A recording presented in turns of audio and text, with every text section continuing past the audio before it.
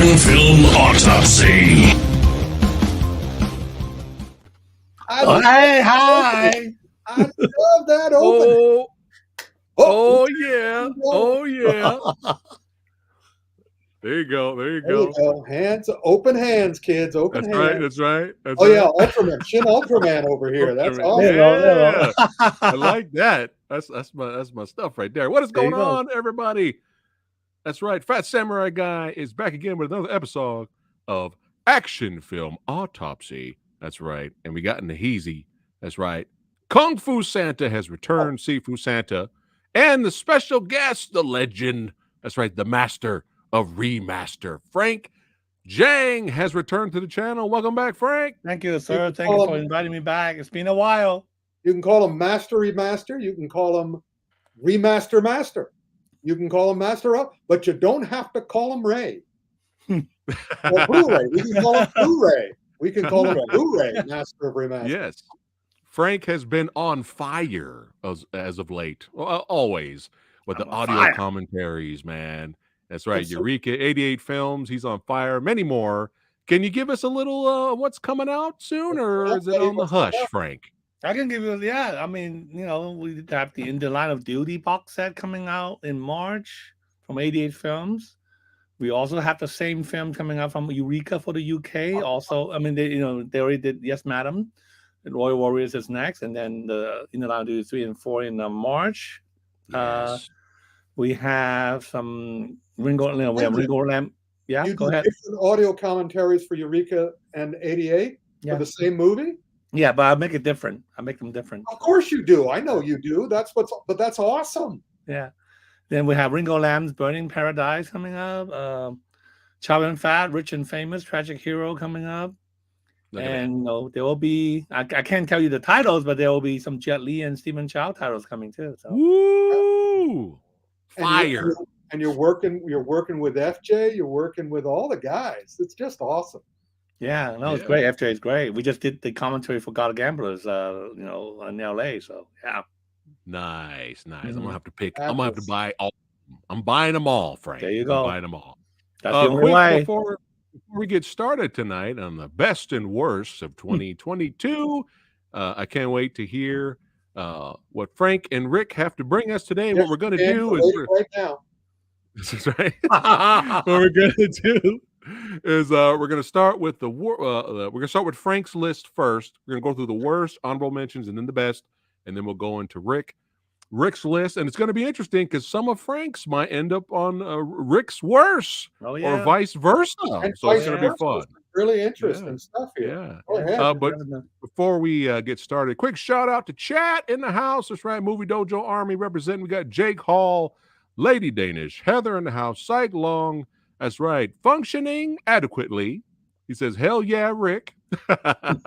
Michael Gonzalez. That's right, Brian Sanchez. That's right. Takashi Quintano 3. What is going on? He says, "Hello, I am here for the all-star lineup." There you go. All right. You are an all-star, sir. Yeah. Uh-oh, what's Rick's grabbing something back there? What's he grabbing? I was trying to put up, one of my other book, but there's no room for it on the shelf. So let's carry on.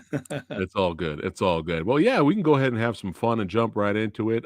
Samurai Guy next week is the goal.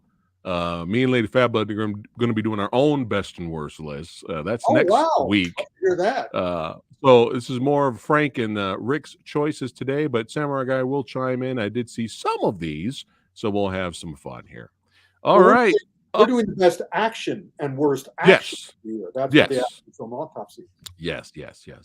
All right. Frank, let's start with the worst, some of your disappointment picks, sir. Okay, so I don't have 10 worst, but and to me, I have 5. So, but to me, these are really not like worst films, and more like disappointment. In that, I was hoping they would be better than I thought, and I was disappointed. So these are the 5. Okay. In no particular order. Now, do I need to describe my reason for it when I say them?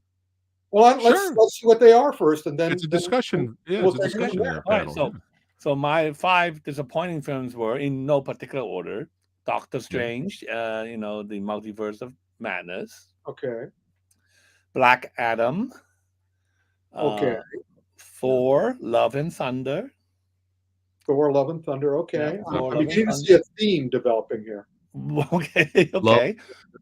Yeah, Thor: Love Thunder. and Thunder. Yeah. Fantastic Beasts, 3, Okay. I guess. Yeah.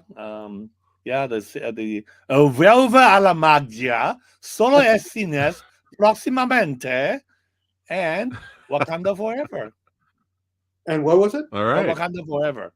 Oh, what? Well, wait a minute. Why did you dislike that one? I know I didn't dislike that one. This one, You're disappointed in that one. no, this one was bound to be the disappointment no matter what they did because of the fact that we don't have, Boswick.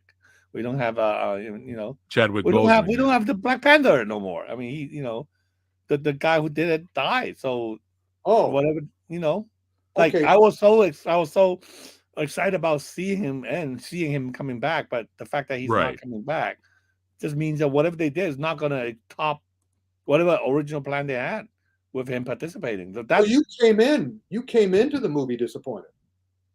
in the way I was, yes, and yeah, in a Oh, way, well, that's, and no, the film was fine. No. Look, the yeah, film is that's okay. not fair, Frank. That's to put it on your disappointing thing. It had no power over how was the movie. I mean, the fact that poor Chadwick had passed away shouldn't be held against the film. I But understand. anyway, I okay, understand. No. I know. Well, I guess I can. Okay, I guess I'll put it this way. I think Phase 4 in general has been a disappointment overall for me. yeah, it's been weaker.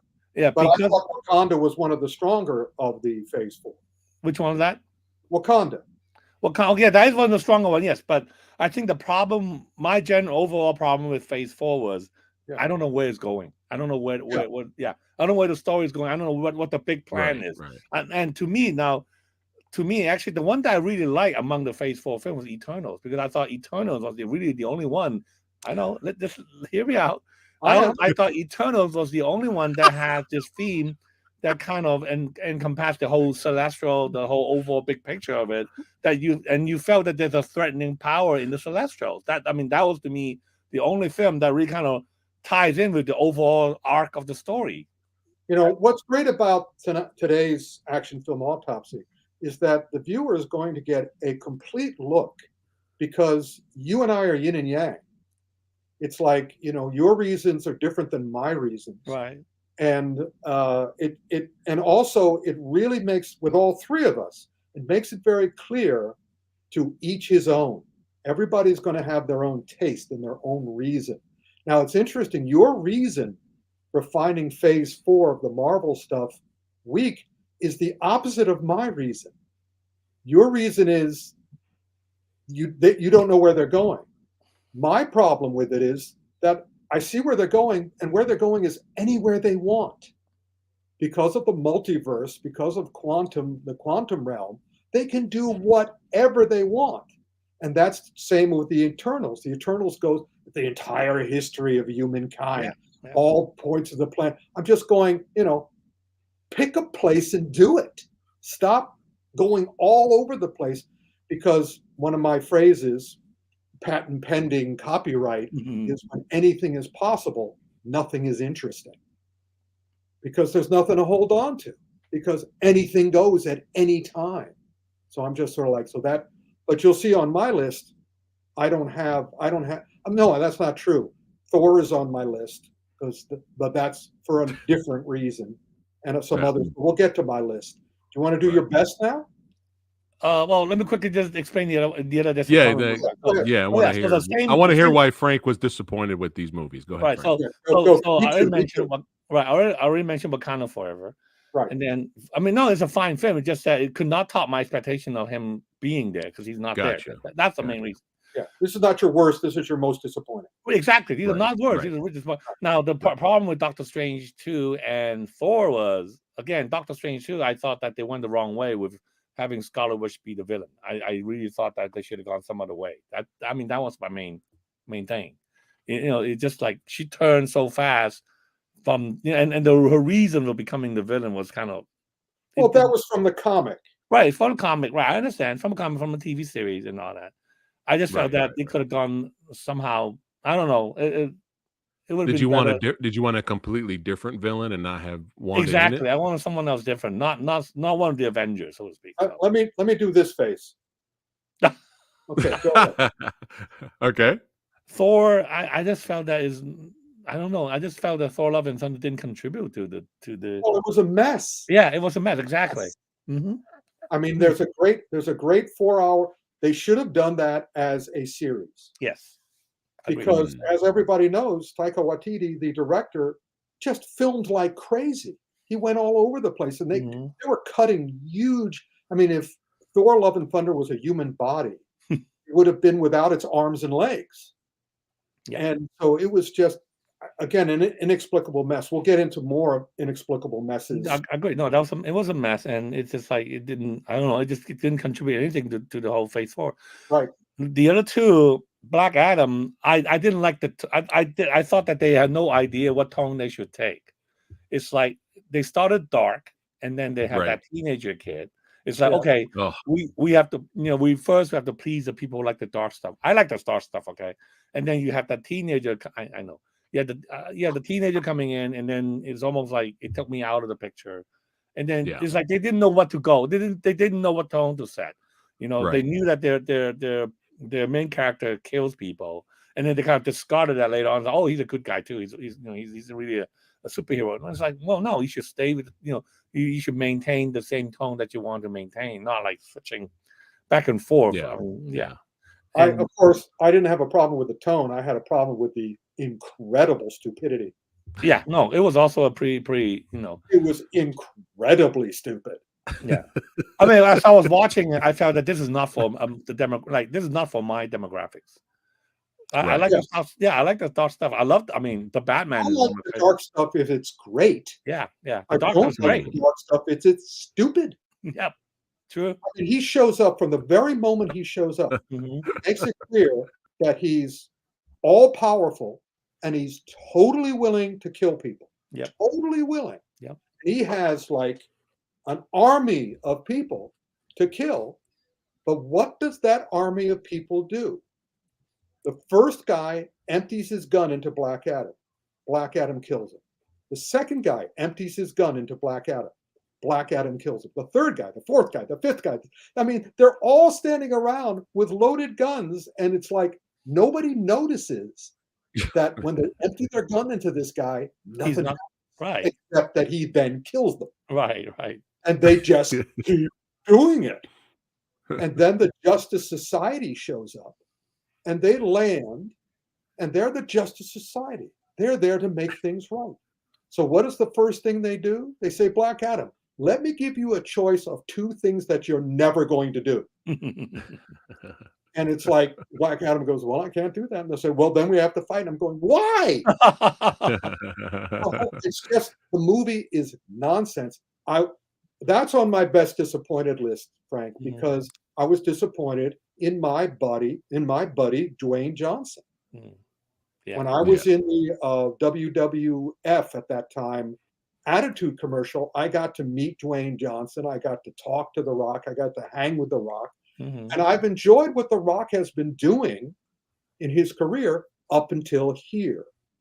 He wants to entertain you, but here he lost grip on how to do that, because he had to understand he wasn't just The Rock anymore. He was Black Adam. Right.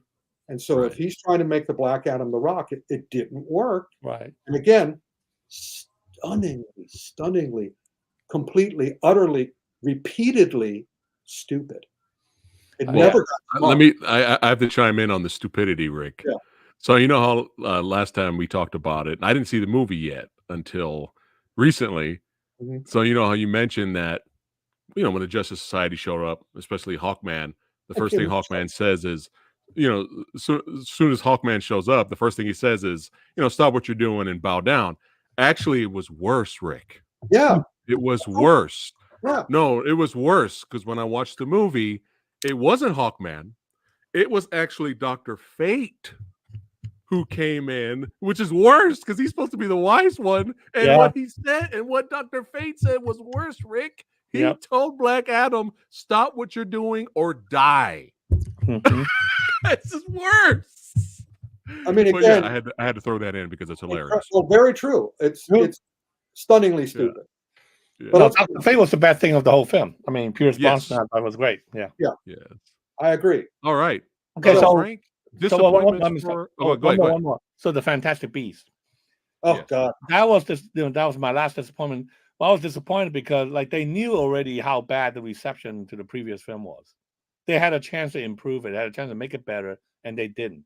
And they didn't. And now instead of 5 films, I think this will be the last film. I don't think they're going to finish it. You know, and which is a shame because I like the world building, I like the character. It's just that like they had a chance to really make the third film so much better, and they blew it. Yep. Yeah. And I think I don't want to.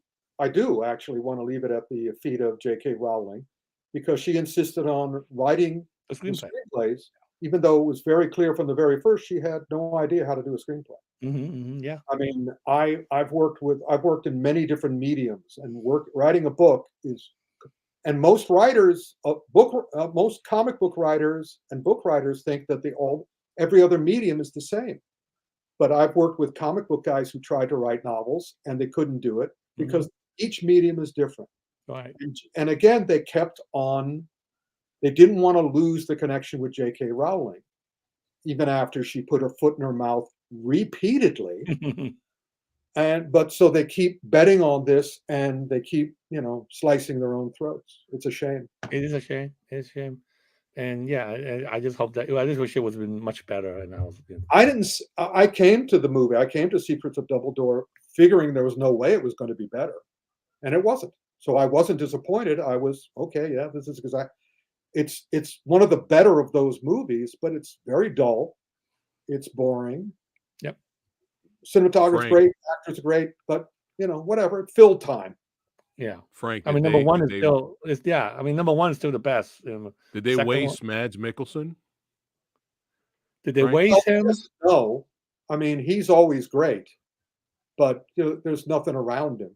Yeah. Okay. He's cut out. Yeah. All right, now is that it? Are we good? That's it for the disappointment. That's for the disappointments list. Best, now it's time for the best. Frank. Okay, best one. So I just go over them and then a brief comment on each one. Okay, sure. All right, number 10, The Northman. Fantastic film, very dark. I mean, it's almost like totally politically incorrect, and I love it. A great cinematography, great sound. I mean, I saw this in Alamo Draft House in Brooklyn, and man, the sound was like huge.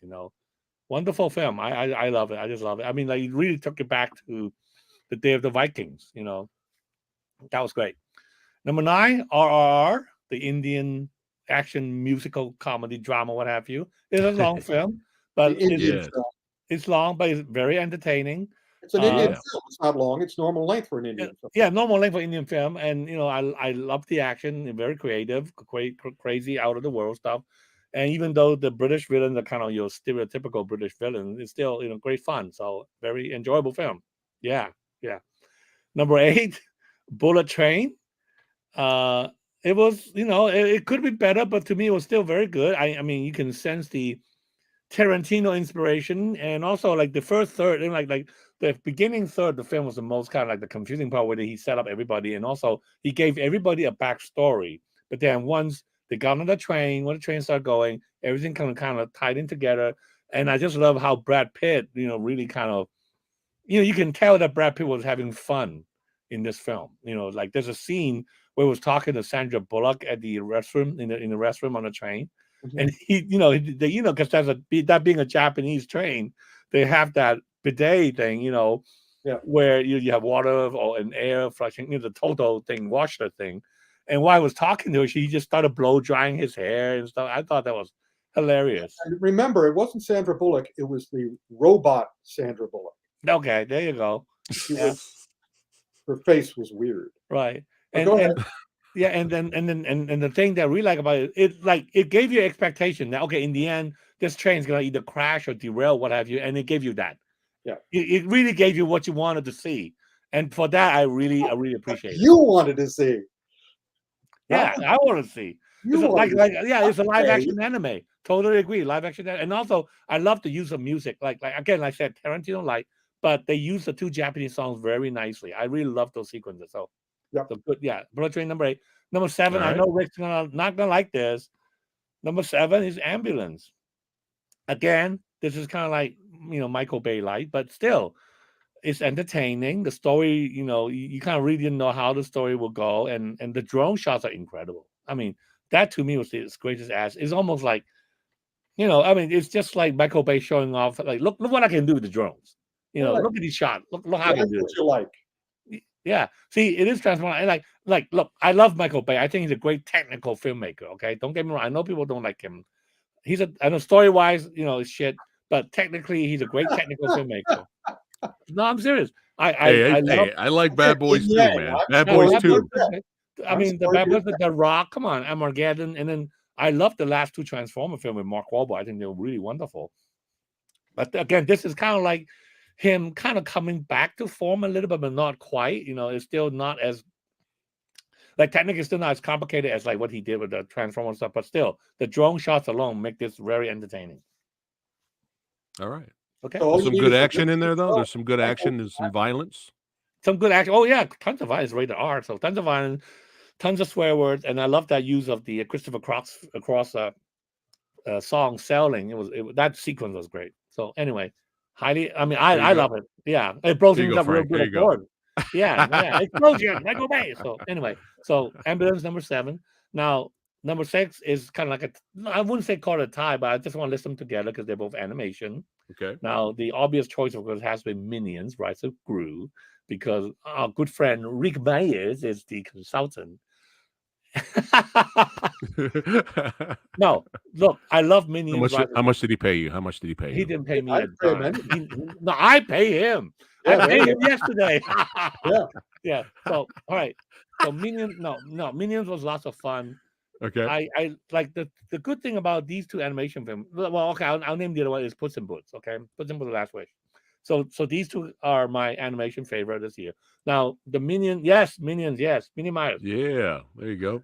The one thing that I like the most about these 2 films was like it's almost like they're not making them for the kids. They're making them for us.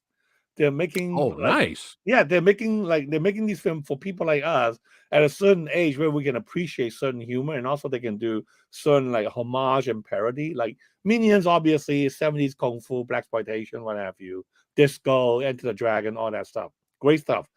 Puss in Boots, they have all of a sudden out of nowhere, they had this parody of Apocalypse Now. And I was like laughing so hard. All of a sudden, it just came out. And they even used the Doors, the end, the song. It's like, oh my God, so and the theme, like Puss in Boots, the theme is really kind of dark and mature for animation films, about the fear of death. And yeah, and that's unusual for an animation film. And again, the voice acting for both films were top notch voice acting, and in particular, Minion has some really laugh out loud moments that is just a delightful film.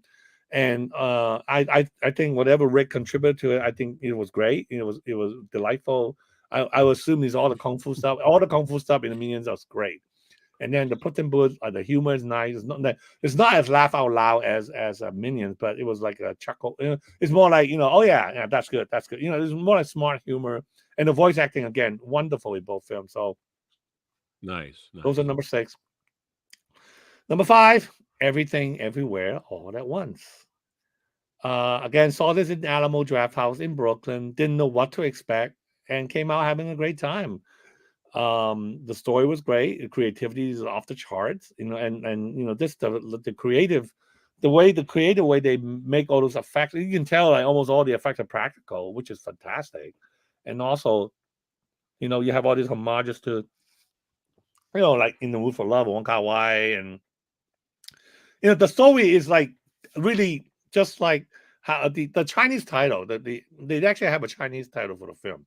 It's called Heavenly Horse Traveling in Space, and that was the actual Chinese title of the film, because you saw the Chinese title at the end of the film. It was exactly what that was. It was like multiverse, fantasy, action, martial arts, drama, family issue stuff. It's great. It's again, it's like unexpected. You don't know where it's going, and all of a sudden you have this little charming scene with 2 rocks talking You know, Yeah. yeah, that is actually kind of moving. You know, so Yeah. yeah, I mean, I like creativity. I like original stuff, and to me, this was like really one of the best creatively original film of this year. Yeah, Yeah, Nice. Great especially pick. since they took the multiverse and they put it on a human level. That's what exactly. I was waiting for. It's not it's not anything can happen even though everything everywhere, but it's all about humans dealing with it, not superheroes. So that was great. Yeah, and I think Uh, both lead. You know, and I'll be very happy if both either Michelle or He Kui Kwan win whatever Oscar. You know, I think Michelle deserved the Oscar, even though I'm afraid she might lose to Cate Blanchett again because she was so great in Tar. But Yeah. yeah, I mean, it would be nice to see Still need to Michelle. see that. Yeah. Yeah, it would Rick, be. Hmm? it- here you go, oh, Rick. oh, yep, that was to be expected. So, Yeah. There you yep, go. You called it. Good. I'm glad. yeah. So, but like I said, it would be great if He Kui Kwan wins Best Supporting Actor or Michelle wins Best Actress. So. I'd be happy if they're just nominated. Yeah, exactly too. That too. Yeah. Oh, we'll go see them next. I guess in a few weeks at the Golden Globes. We'll find out whether they will win the Golden Globes. Golden Globes. I know. Please. if she cleans up a lot with Golden Globes, that means she's not winning the Oscar. I know. Yeah. That's how it works. All right. Number right. 4. Number 4. You know I have to include this. Warriors of Future. I really think this was a huge step ahead in terms of sci-fi films in Hong Kong. The effects are great. It was like 5, 6, I mean, like almost 10 years in the making, to be honest. You know, if you count all the like when we hear it in the initial announcement that Louis Koo is going to make this film, it was almost like 9 years ago. And then we never knew what happened to it. All of a sudden, we knew they were doing post. We saw trailers like 2 years, 3 years ago. And all of a sudden, the film's ready, is out, and now it's on Netflix. So, but as a Hong Kong guy, I have to, of course, support Hong Kong film. I have to support original sci-fi, and I mean, the story is kind of the story really could have been much. I know the story really should have. But does it deliver the thrills and Well, action wise, yes, excitement? yes. No, action wise, it does. Story wise, Because I want to see this. I want to see this. no, story wise is like if you enjoy Nick Djeng being with a big nose as your villain, then yeah, that's your film. But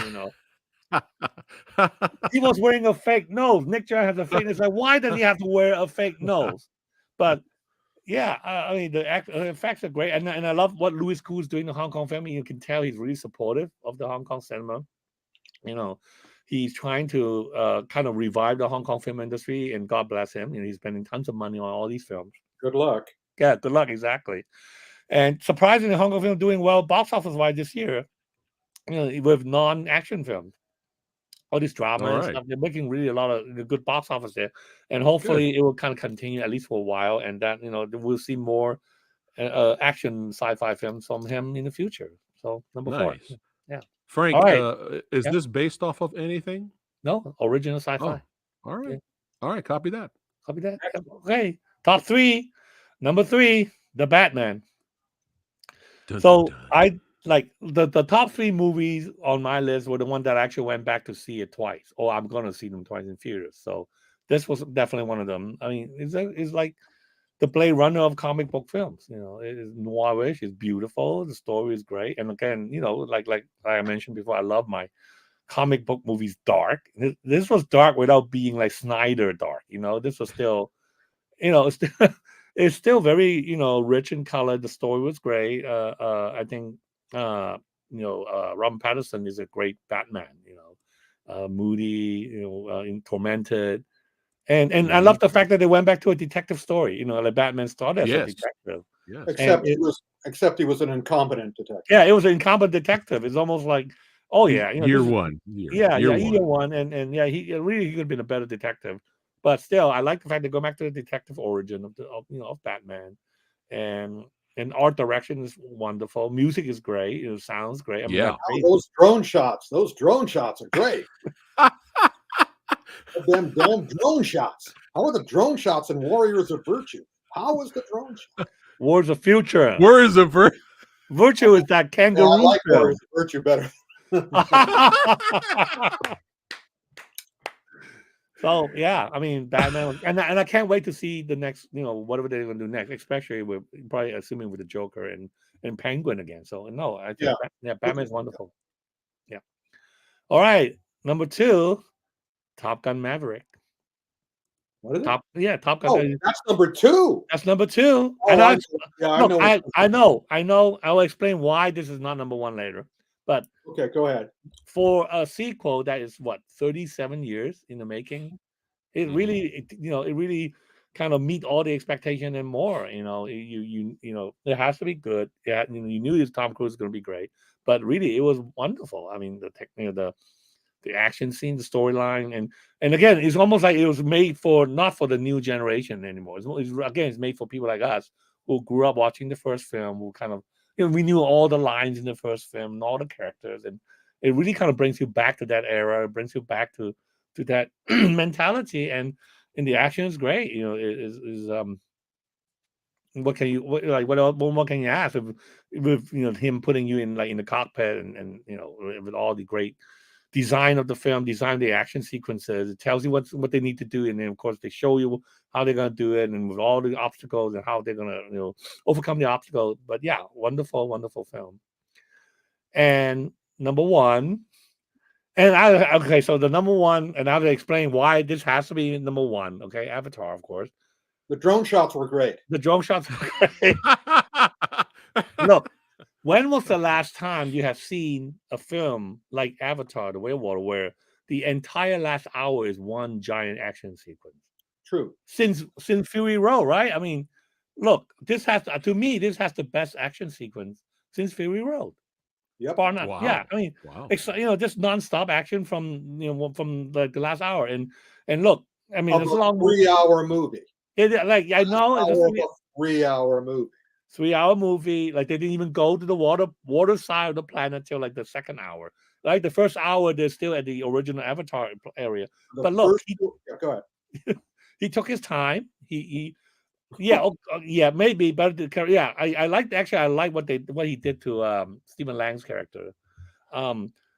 He took his time. It's like there's no hurry. Even he tells you there's no hurry. You can go pee and all that stuff. It's almost like it gives you the impression like back then when you were seeing movies like Lawrence of Arabia, like long 3-hour epic movies where you can just kind of immerse yourself into this whole world building. Of course, the technology is all better. I mean, the technology is already better than what he did last time with Avatar, and you have to give credit. You have to give credits to him for advancing the movie making technology. Yeah, but not number 1 credit. You're making it number 1, and that's fine for you. We'll get to what I think.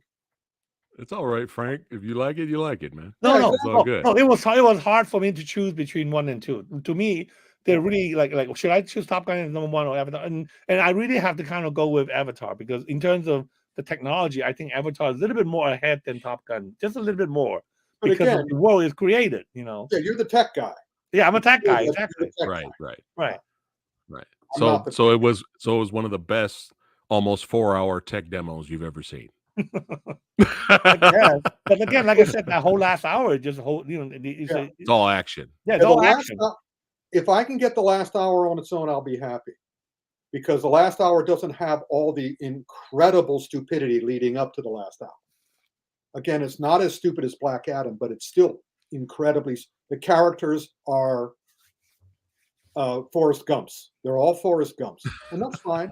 Although the plot is retreaded. Although there's one sequence that I kind of like. Remember when they were looking for the Scully family, and then they went to all these different villages, and they were threatening the kids and stuff. And I was watching it and thought, you know what? That's straight out of Platoon. Yeah. Well, remember that scene in Platoon where they Yeah. went to the village, and then he had to point a gun. Tom Berenger's character pointed a gun at the kid. It's like, oh my god, that's Platoon. So they were like, yeah. I mean, They're not in Kansas anymore. I know they're not in Kansas anymore. I mean, but fine. Cameron is doing what he wants to do now, and more power to him because he's great. Right. I think both Tom Cruise and James Cameron are pushing the boundary of action filmmaking. I just feel that Cameron is moving just a little bit higher, so that just a little bit more. I can't agree but you're the tech guy. I'm the story guy. Right. That's what killed. I mean, Avatar's not even on my list because I had to wait. If I'd gone into the last hour, it would have been on my list. But I had to sit through the other 2 hours, and it was like, and I'm again sitting there going, I know, but although there were moments that kind of surprised me too. I mean, yeah, like the scene with daughter, the Signori Weaver's character. Yeah. What she did at the end is straight out of anime, and that again was kind of unexpected, and I like that. I like that he's doing stuff that anime. That's like anime, what she did in the end. Well, you'll see on my list, I didn't choose that moment. I choose actual anime. I actually put actual anime on my list rather than. That's my list. That's my list. Yay! Good job. All right. So nice, Frank. Nice. Yay! All right. Tech Hold guy, on a second. guy. Got a little bit of Drone guy. Tech drone. Drone tech guy, guy. yeah. All right. I Quick love recap. Quick recap. We don't need a recap. Quick recap for people who just now showing up. Frank's the top best 10, right? is action of the year. The Northman, RRR, Bullet Train, Ambulance, Puss in Boots, Minions, The Rise of Gru, everywhere, all at once.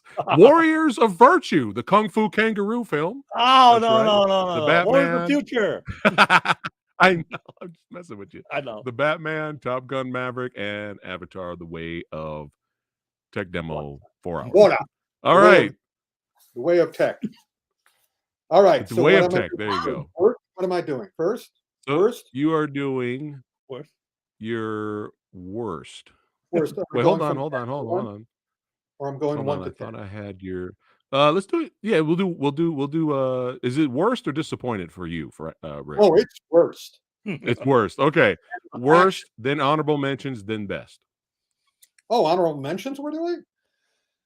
Okay. I have them here. I can let you know when we get to it if you need it. Let's see what you got. Anyway, worst. Number 10, worst movie. It's a double. I doubled it up because I just saw the second movie recently, and I said, "Oh no, this has to go together." Lightyear and Strange World. What? Pixar's Lightyear. Oh. And Strange World. I still think it's very clear that Pixar had a bet with the Walt Disney Company. Said, "Let's take this lame science fiction plot and see which studio can do it better." And my answer is they both lost. Both these movies are inexplicable. I mean, it's like Lightyear, okay, Lightyear makes sense. If you're going to greenlight something, greenlighting Lightyear, it's a great idea.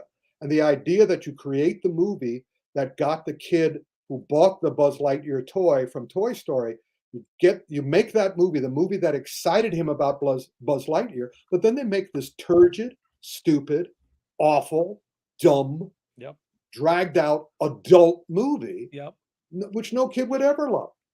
Then Strange World, it's like they seem to be trying to do an homage to 1930s pulp science fiction, but all the action is based on stupid people getting into stupid arguments and not getting smart, just arguing for no reason, for stupid reasons. They're all copying these bad sitcom attitudes. I love a good sitcom, but I hate a bad sitcom where everybody's just so contrived and so mentally constipated. And both of these movies I'm watching with my jaw dropped. It's like going, these guys are much better than this. Why are they slumming this way? I don't have the answer yet. But that's my top 10 worst. I thought Lightyear, the first 20 minutes of Lightyear was fantastic. And then after that first 20 minutes, it's like, oh. Yeah. But again, the first 20 minutes is based on, again, if a 10-year-old kid is going to love a science fiction movie, it's not because it's cerebral. It's not because, we have to deal with this time travel thing. It's space adventure. It's thrills. It's, and here they're coming up with this plot line. And also Lightyear himself. The fact that they changed the voice, that they got rid of Tim Allen and put in Chris, it's like this Lightyear is not likable. Tim Allen's Buzz Lightyear was very likable. And also he was a hero. He did heroic things. This Buzz Lightyear was, again, mentally constipated. He just, what, this is happening? Oh, I don't get it. Oh, I don't understand. Oh, this animal frightens me. It's like, who the hell are you? You're not Buzz Lightyear. What are you doing in this movie? So in any case, let me get off of that because it's just so frustrating and so stupid. Thor: Love and Thunder is my second choice. And again, I'm working basically just on the action. They kept, I mean, you know me, I'm all about payoff and setup. And they kept setting up and they kept dropping the payoff. Yep. I mean, they set up the villain, they drop it.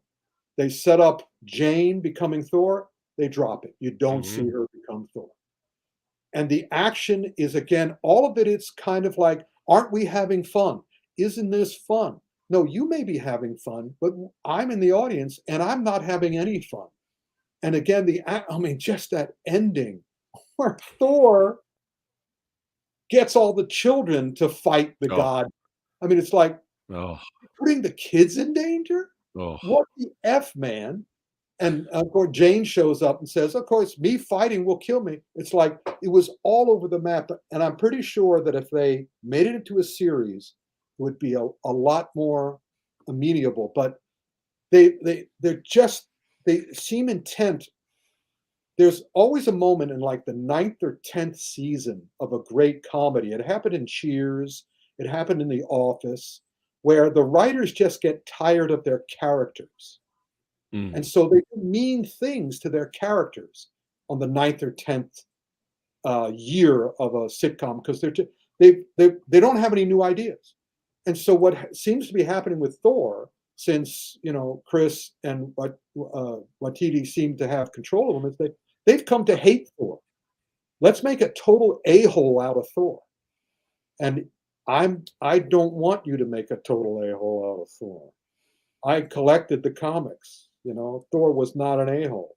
So I did not appreciate Thor: Love and Thunder. Next one, Uncharted, which continues the bad record of video game movies. And this one, from the very outset, from the very moment it started, it was doomed because the producers were being mercenary about it. Let's not cast the right person to star in Uncharted. Let's cast Spider-Man, because that means the people who love Uncharted and Spider-Man will come to the movie. So that's the kind of thinking that was going on. And meanwhile, they're taking huge hunks out of, the Living Daylights, a James Bond movie. And again, everybody's acting like it's a lark. This isn't a serious movie. We're not going to take this seriously. We're all just going to quip. And the quips are lame. And the action is lame. It's familiar. And also, they figure, okay, it's a video game, so we can do whatever we want. And as usual, it's the John Wick kind of thing, where nobody is real. They're all video game characters, so there's nothing to hold on to. And so it's just empty movement, as I call it, empty movement. Not even good drone shots. Then Secrets of Dumbledore, we already covered that. It was just dull. It was DOA. It was a DOA movie. They know they shouldn't have done it. They did it anyway, hoping that they had a ready-made audience. They didn't, or at least they got rid of it. Then my other, the Netflix action film, Gray Man. Your favorite. Just, again, the action in and of itself was pretty interesting, even though it wasn't smart. But it might as well have been who was the guy who did Ambulance? What's his name? Michael Bay. It might as well have been a Michael Bay movie. I think he produced it. Yeah, and so again, it's dumb and it's stupid and they just make up stuff as they go along, and it's also too long. So, and again, the action didn't work for me because it wasn't believable for a second. It was standard operating mixed up martial arts. So no good. Then, of course, right after that, Ambulance. Ambulance was my fifth worst or sixth worst. And that's because it was just Michael Bay picking up a handful of toy soldiers and a handful of toy cars and throwing them. I mean, it wasn't as bad. Yeah, there you go. Totally realistic. And nobody's getting hurt on that, right? The collateral damage is nothing, right? Nobody's getting hurt. It looks good. It looks awful to me because, we're not on a farm film report on Second City Television where they just go, yeah, blew it up real good. No, I'm not that kind of guy. I want to see a movie that things just don't, I don't care about explosions. I've seen millions of explosions. Explosions don't do it for me anymore unless they're connected to something. So that clip, by the way, Phat, was perfect clip for that. That's why you liked it, Frank, maybe, and that's why I hated it. I thought the drone shots are just incredible. I just like drone shots. Who cares about the drone shot? Okay, Frank. I don't care about and the drone shots. Frank, has anyone else used drone shots like he did in any other movie? No, I haven't seen it. Not Who the way he used it. I mean, he had drones.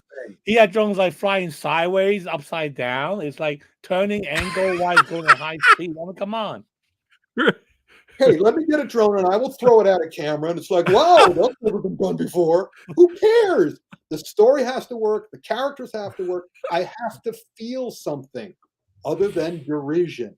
I have to care. Well, there's actually kind of like a story in it, you know. There is kind of like a story, but it's inundated by all the throwing, all the blowing up real good. It's just inundated. It's not believable at any moment because none of it's real, none of it's believable, none of it's acceptable.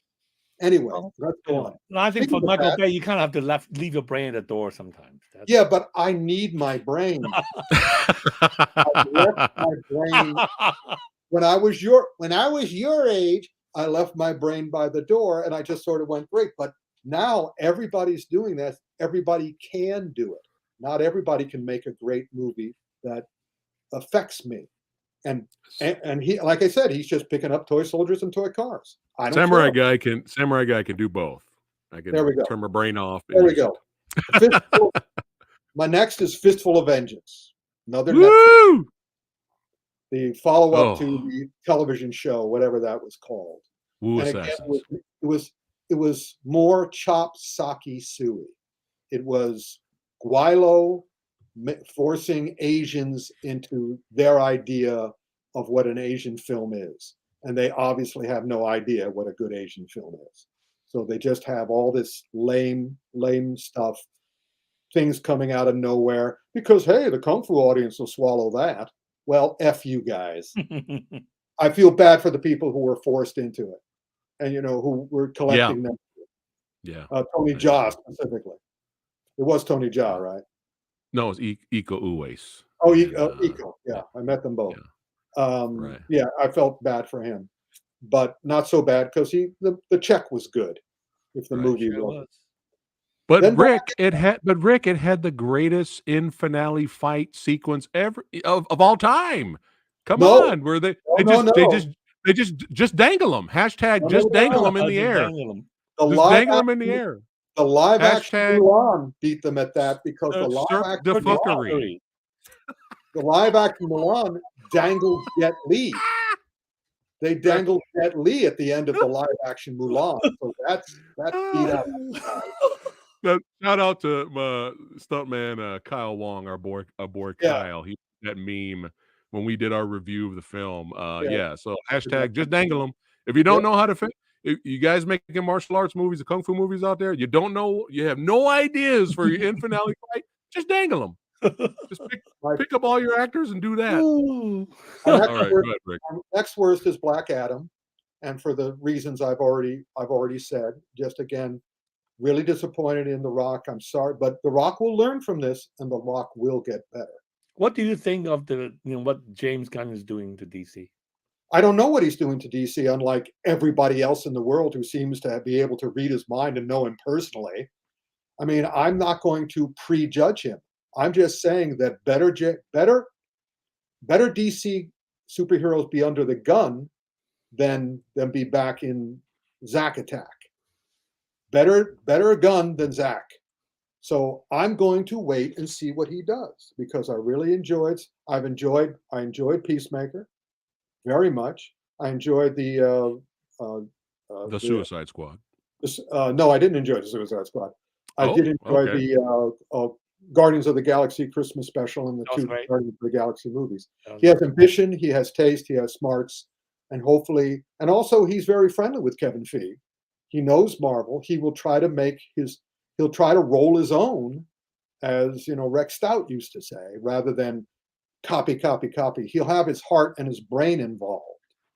as long as Warner's doesn't sabotage him like they have sabotaged virtually everybody else who's worked on that stuff. My second worst of the year was Samaritan. Oof. Ooh. Yeah, see, that's the noise you want to make when you have a bad movie. You don't want to have, the drone shots were good. I'm going to say Samaritan, and everybody goes, ooh, ooh, oh. Yeah, it was not good. I never brought up ambulance. Yeah, and it was actually the idea of Samaritan was good, but the execution of the idea was just really Yes. The DOA. concept was great, and I'm a big Stallone fan, but And just also, you guys got to watch. You got to watch. Rick, there was several people that they told me they loved Samaritan. They had a blast, and I was like, "Cool, good for you." But if again, you watch, but if you watch my review, guys, watch my review with Kyle. I break it down in detail right. of why I had issues with it. And you'll understand. You even if you still like the movie, check my review out. Hey, Go ahead, a Rick. lot of people likes just empty movement and action and explosions and drone shots. That's fine. As I always Not say, all the time. I'm glad you loved it. I wish I did. I didn't. Right. But I'm an old man. Get off my cinematic lawn, you guys. But in any case, my number one worst of the year, and this is not, I was going to say this is purely for an action reason, but it's not. Action is big. My number one worst of the year was Halloween Ends. Oof.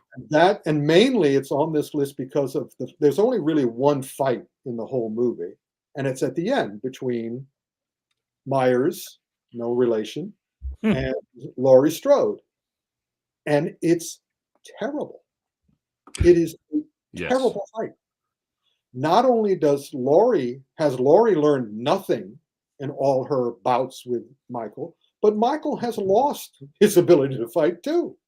That final fight scene was just like, what the F are you guys thinking? And but in a way, I love Halloween Ends because I was trying to figure out, especially after Halloween Kills, I know what Halloween Kills was. That was, we love Michael Myers, let him kill everybody. Then Halloween Ends, it's kind of like, all right, how can we pretend that Halloween is going to end, but at the same time, make the audience hungry for more? Let's make a piece of shit. Let's make a frustrating piece of shit.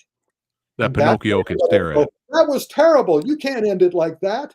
Oh, great. We'll come back and do more, which is what I think they're going to do, because by making Michael a walk-on in his Halloween Ends movie and making him ineffectual and hardly in it, he's in like one third of the film.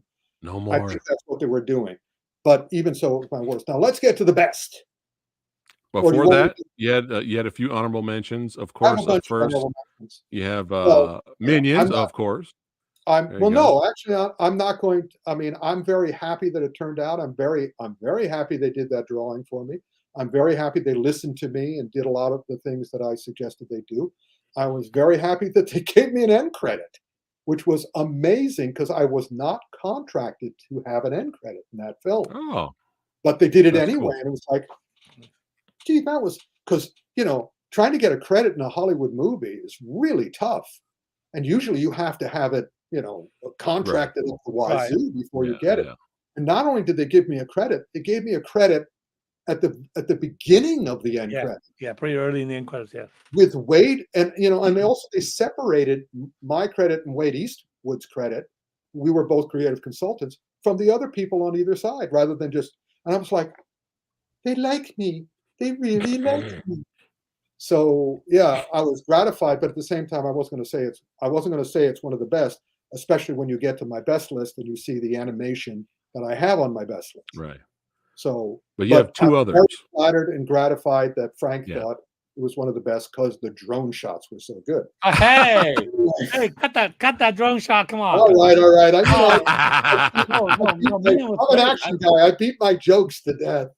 No, okay. I love the Minions. Minions are funny. All right. You want the other two, Rick? Well, the other two I really loved. Again, I added two more. I didn't tell you the other honorary mentions.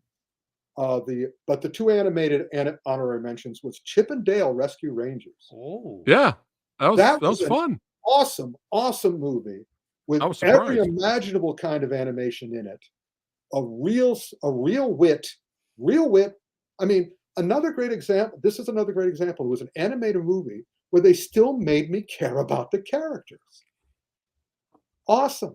It was supposed to be an anything goes comedy, and it was. And if you haven't seen it, strongly recommend it. Do you think they should have released it in theaters?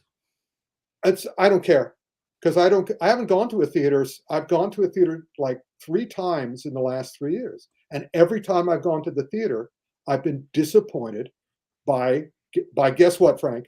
By the tech, not the tech of the movie, but the tech of the movie theater. Oh, If I'm going to go to a movie theater, I want to see it the best. And if I came and went out, if I lived in Oakland, I would go to every movie with you and Viv. You know, it would be like that would be so awesome. But unfortunately, I'm in Connecticut where the crews don't seem to care.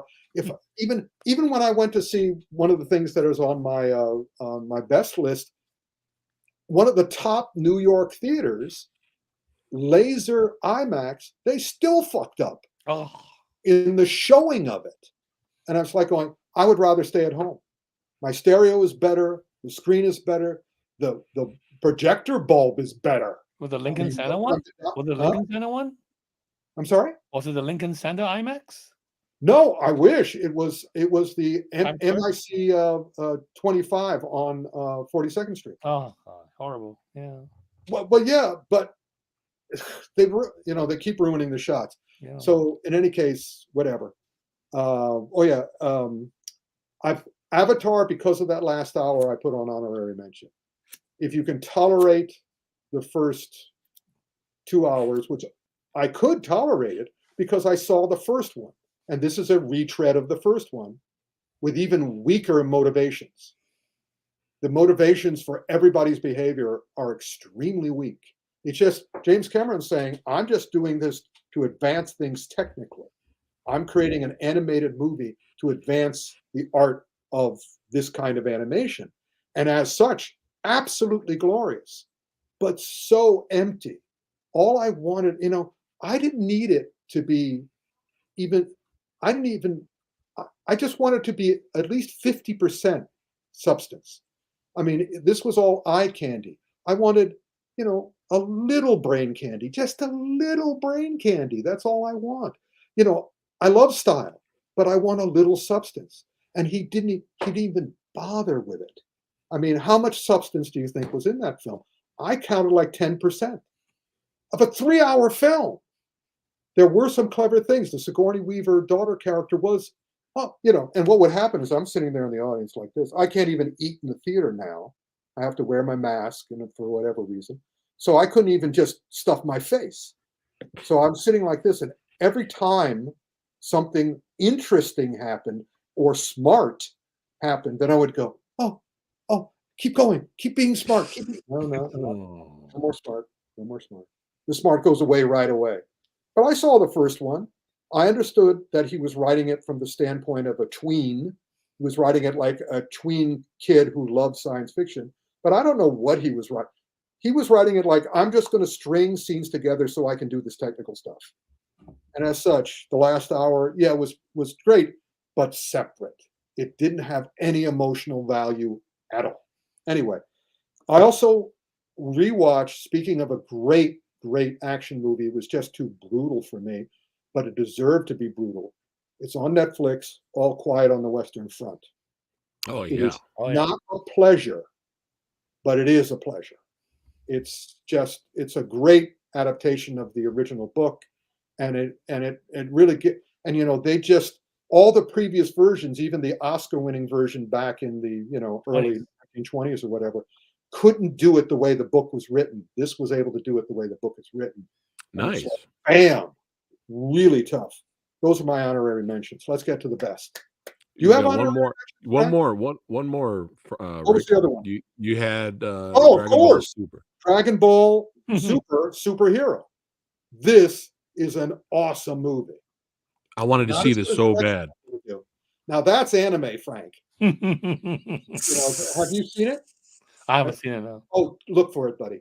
I mean, you will, compare it to whatever you said was like anime, Avatar or whatever. anime is better than a Cameron version of anime.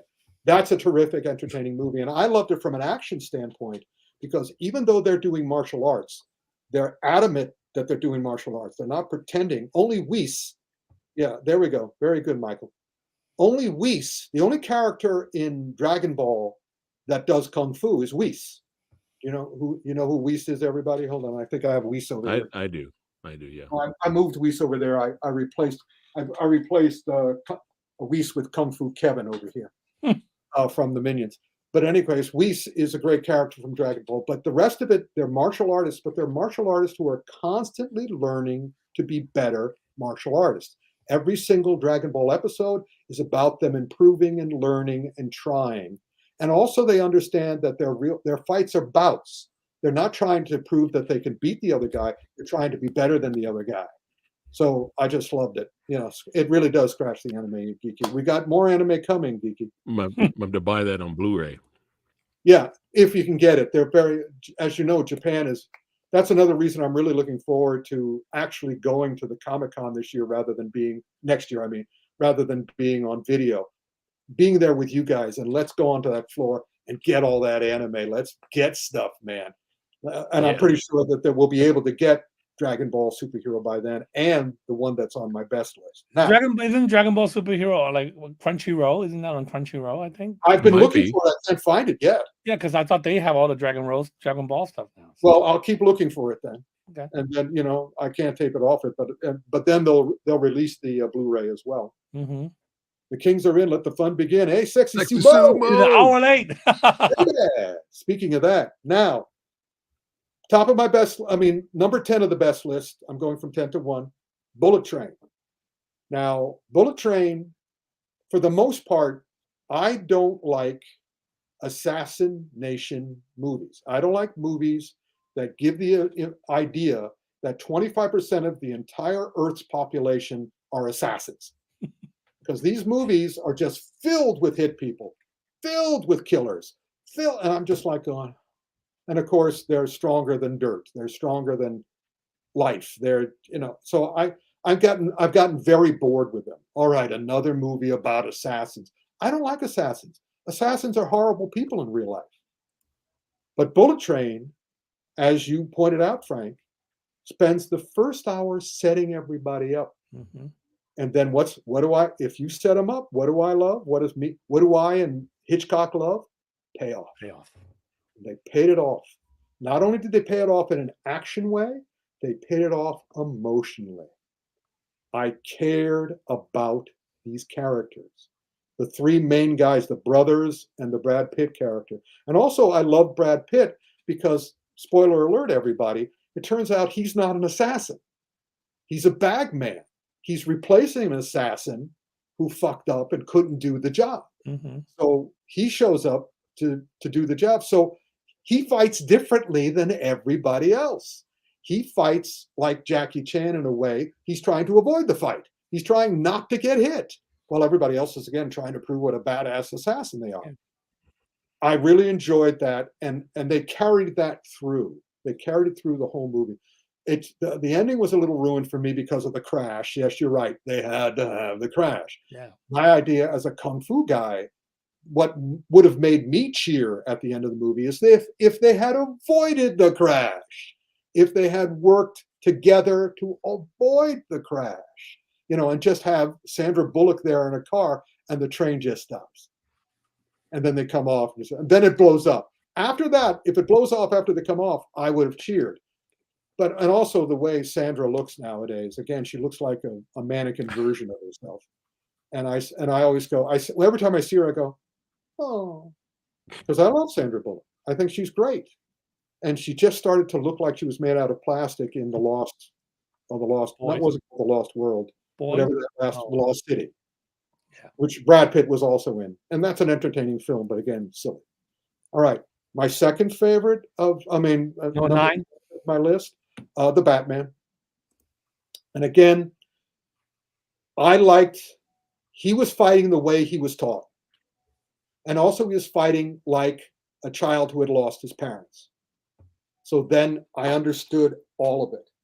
And also he wasn't impervious. And so the Mhm. action was effective. It's some of the best martial arts of the year. And again, what happens at the end? At the end, he learns Kung Fu. He learns what his purpose is. I also was, outside of that, as a fighter, he was great. As a detective, he was shit. I was really pissed. He was, Amateur.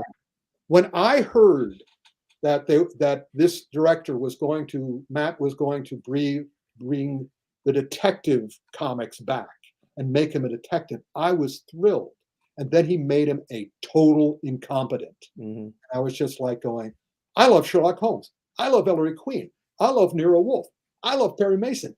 This guy couldn't even spit on their shoes. He was so stupid. But he was a good fighter. In any case, anyway, next one, Hallelujah. China is making hundreds, if not thousands, of these tiny little fast movies with TV actors and second grade actors, but they're using all the sets they have built for all these other movies. They have entire villages and even cities in China where you can go and film on them.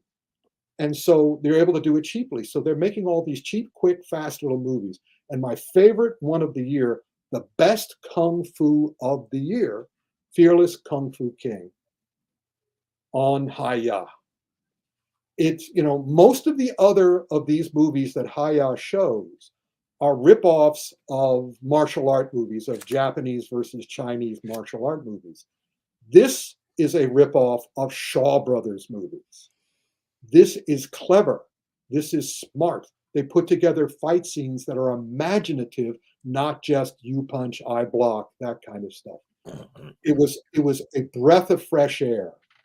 And the lead actor knows what he's doing. Yeah. The lead guy is just like, He's good.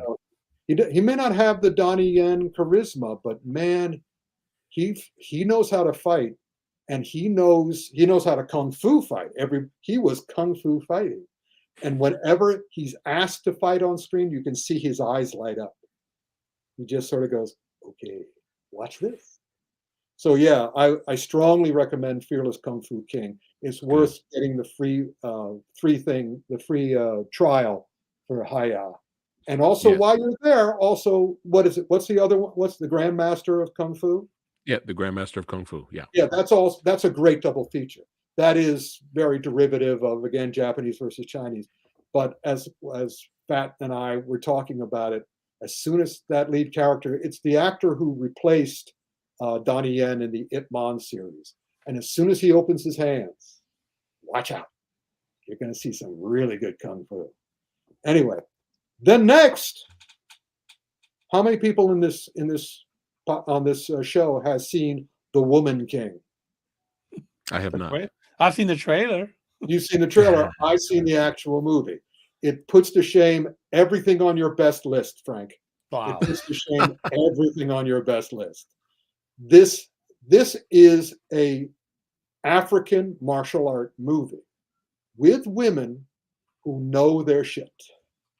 And amazing acting. Viola Davis, all these amazing actors who were just sort of like, you're giving me a chance to star in an action movie? Stand back. Stand back. The moment Viola Davis can do this, let me do an impersonation of Viola Davis. She can do that, and I'm like, oh my God. The energy comes right off the screen. I mean, it's true energetic Kung Fu because it's African Kung Fu. I mean, they didn't learn, the African history did not allow for them to do internal healing. But in terms of what they did, it's an amazing action movie. And again, puts to shame virtually everything we've been talking about up until now. I had a hard time. I was tempted to put Woman King as number one. But anyway, the next one, Lost Bullet 2.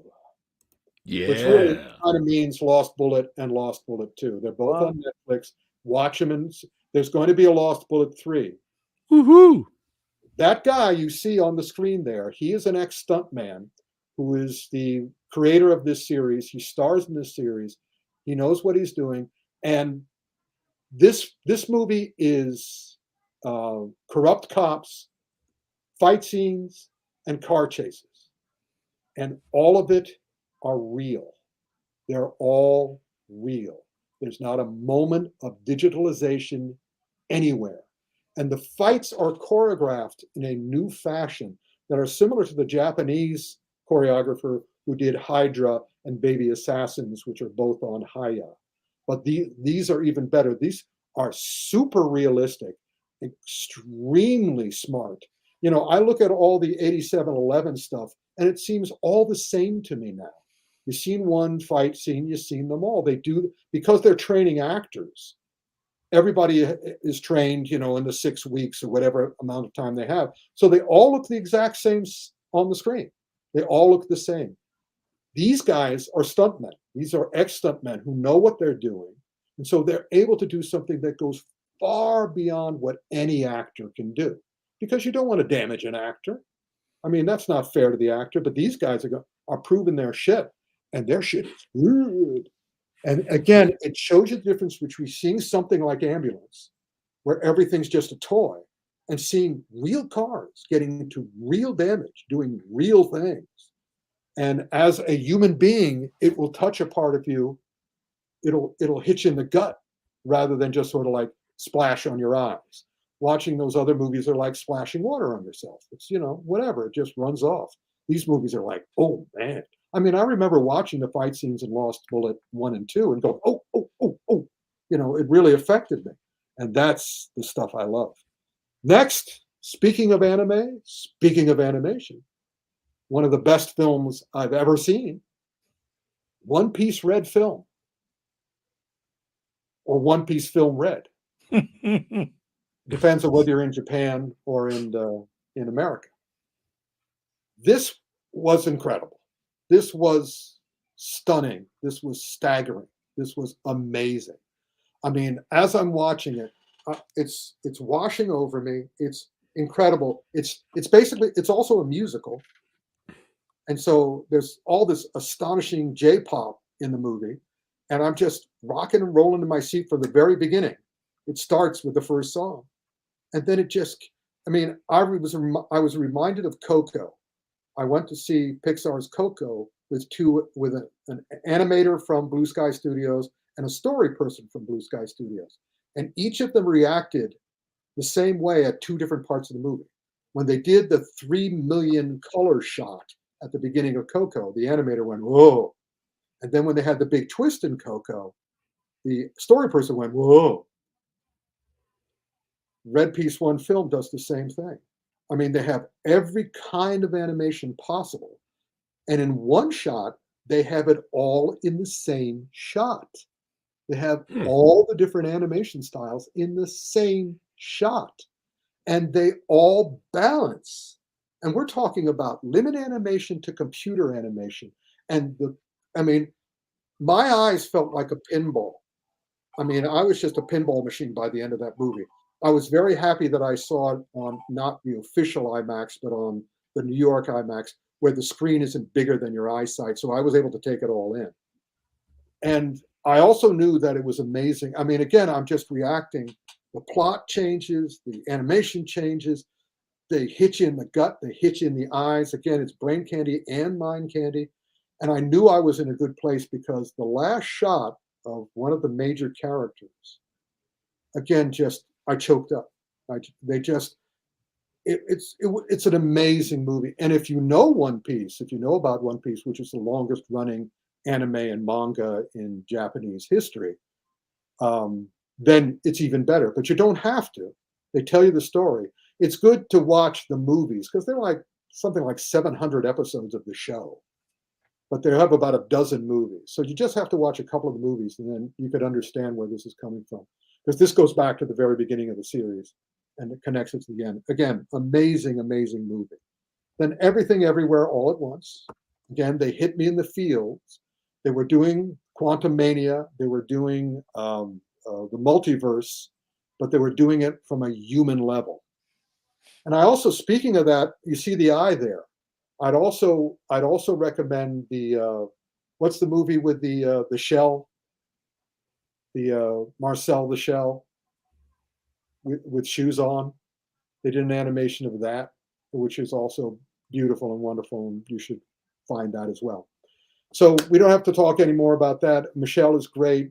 Oh yeah. The action is really good. The action Yep. fits. It holds together, and it's human. And here's one that Phat will love. And I don't know if you've seen, Frank, Prey. P-R-E-Y. No, I've seen Prey. I thought it was good. No, it was great. It's one of the best kung fu movies of the year because she learns and she uses her opponent's weakness against them. And it's a woman who's an Indian too. I just thought it was wonderfully done. My favorite film of the year. Well, yeah, you had your problems with it. I didn't have your problems with it. I found it very It's all good and very effective. And I like how the Predator is finally like a badass again, you know. Well, except he's beat by a little Indian girl. Right. Yeah. Because she's smart. Not because she's badass like her brothers wanted to be. It's because she's smart ass, which is what you should be. Especially now, I'm switching my number 2 and my number 1, by the way, Phat. Oh my goodness. My number 2, my number 1. And I'm going to make my number 1 number 2. Oh. My number 2 is Top Gun Maverick. Wow, look at that. Wow. And the reason I did that is because Top Gun Maverick, again, is real, but there's no real fight action in it. It's all action and it's all real, but it's not as real as Lost Bullet.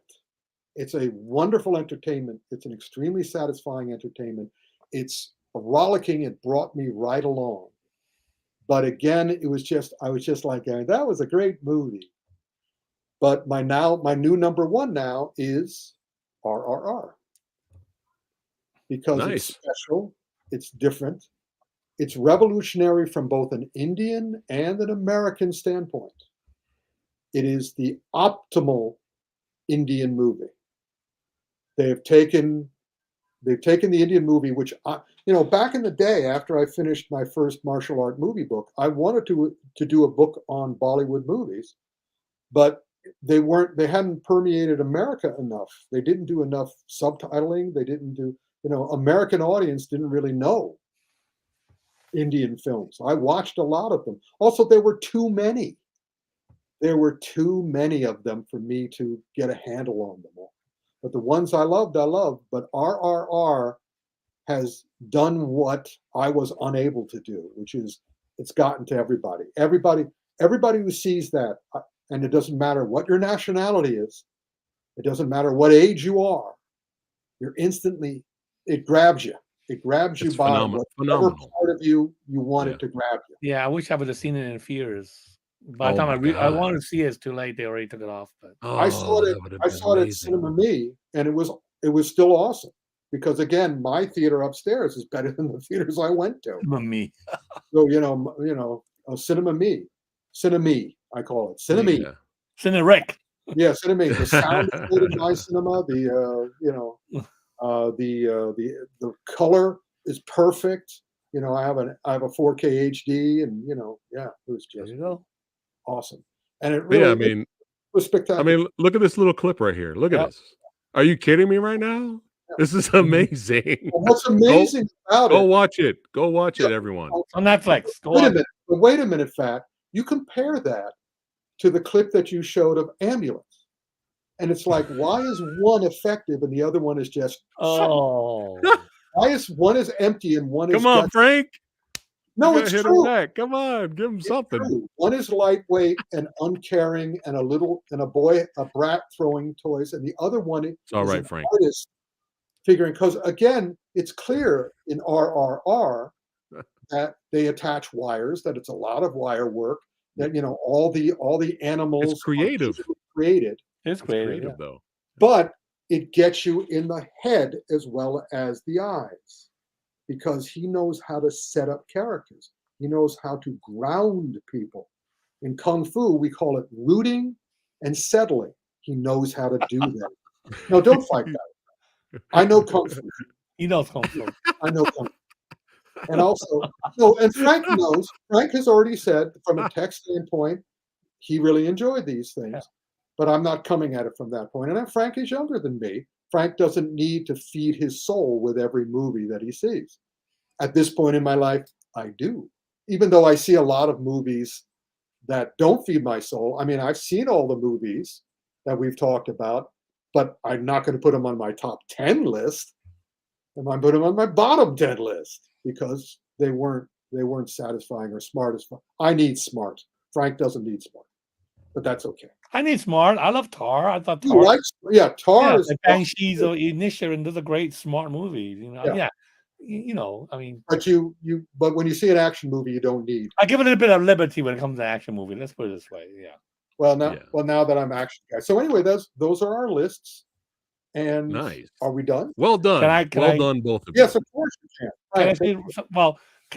Can I just add a little new segment, like Sure. the films that we anticipate the most the next year? Go for it. Man. Can I do it? So there are four films I really anticipate a lot for next year. Number one, John Wick 4. Yes. John Wick 4. It looks good. The trailer looks good. Yeah. Of course it looks good. Since he's not a human being, he's a video game character, of course it looks good. I will go see it. I will enjoy it. But I will do what you suggested, Frank. I will leave my brain by the door. Go ahead. So the second film, Mission Impossible: Dead Reckoning. Yeah. Damn straight. Yes. Very excited. That one I look forward to. Number 3, Doom Part 2. I'll see it. Okay. So it is confirmed next year. Yeah. Oh yeah, it's next year. Oh, yeah, they're doing it. Yeah. Nice. And then the fourth and last film that I look most forward to next year, Indiana Jones. Fingers crossed. Fingers crossed. Yeah, exactly. Fingers crossed. This. I think I've told you the story that originally they had a screenplay by David Koepp for what was going to be number 4, and George Lucas shot it down. And so I'm hoping that this is because originally that was supposed to be the end of the series, what David Koepp came up with. So I'm hoping that this is what that is, and I hope they do it with respect and with style. And fingers crossed. I think we're going to have a great year next year. Yeah. I think it's going to be good. I have to say, if you saw what we just did, if you guys have been listening, it was a great year this year. Look at all the different kinds of action movies. I mean, everything from Prey to Fearless Kung Fu King to One Piece Red, all over the world. I mean, France, Lost Bullet 1 and 2 were made in France. So there are a lot of guys who are stepping up. And also the horror this year I thought was really good. And I know that's going to continue to improve. So now that we have these artists doing genre films, it's the best time as far as I'm concerned. Now just Marvel. And that's the other thing I hope for James Gunn. I hope James Gunn will force, because, when Marvel was fighting against DC from Zack, they didn't have to try hard. Now they have to try hard because James is going to up the ante. So I want them to get back on track at Marvel and stop doing this aimless stuff, this pretty stuff that has no emotional meaning. So so that's a good sign. So and also the new Doctor Who. But you have to wait 11 months, man. I don't care. Gotta wait 11 months. Wait 11 months.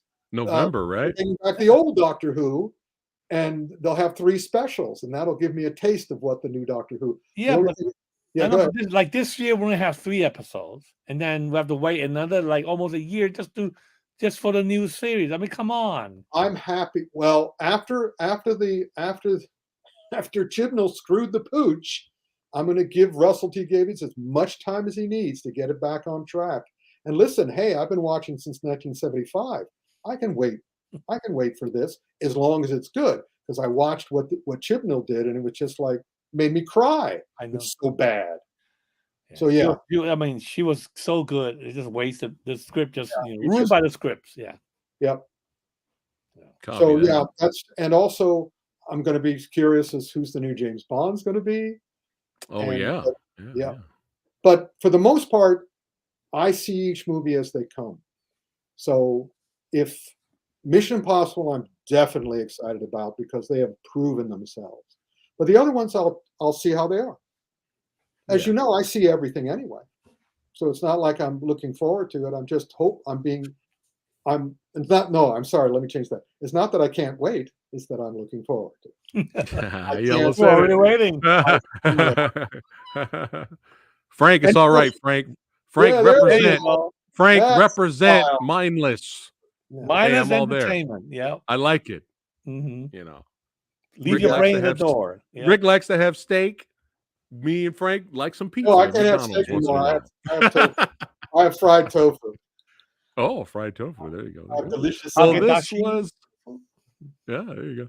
Yeah. This was an awesome panel. Thanks again for you guys showing up on Phat Samurai Guy's channel. Hey, Action Film Autopsy, baby. You know we're going to keep doing it every month.